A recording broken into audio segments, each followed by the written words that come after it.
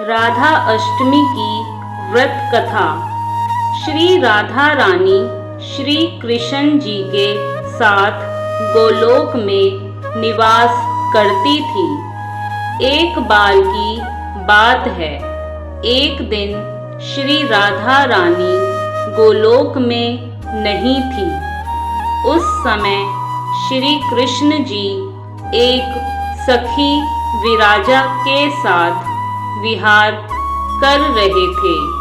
राधा रानी यह सुनकर क्रोधित हो गई और तुरंत श्री कृष्ण के पास जा पहुंची और उन्हें भला बुरा कहने लगी। यह देखकर कान्हा के मित्र श्री दामा को बहुत बुरा लगा और उन्होंने राधा रानी को पृथ्वी पर जन्म लेने का श्राप दे दिया।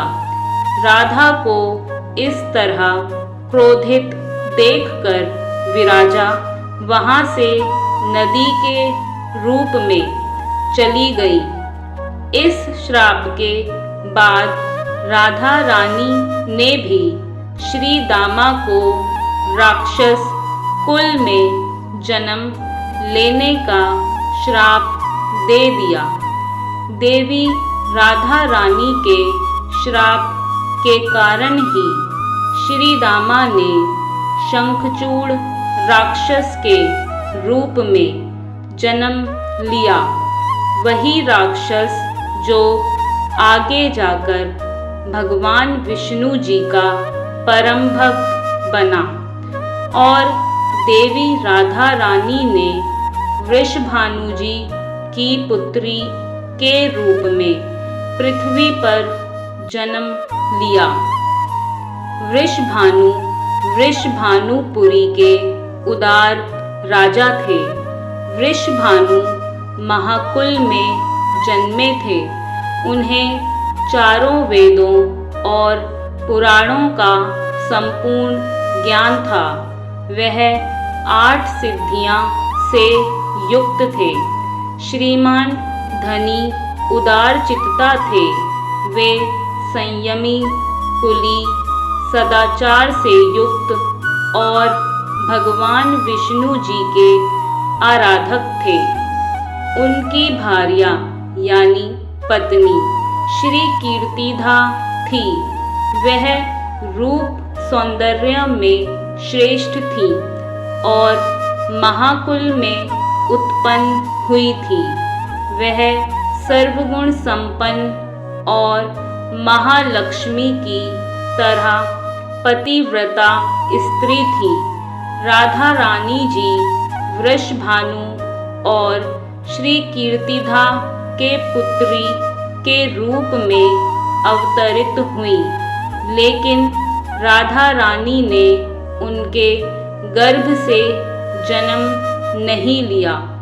जब श्री दामा और राधा रानी ने एक दूसरे को श्राप दे दिया, तब श्री कृष्ण जी ने राधा रानी से कहा कि अब आपको पृथ्वी पर देवी कीर्ति और वृषभानु जी की पुत्री के रूप में रहना होगा।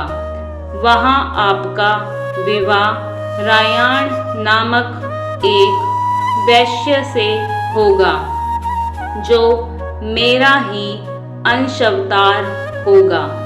पृथ्वी पर भी आप मेरी प्रियतमा के रूप में ही बनकर रहेंगी।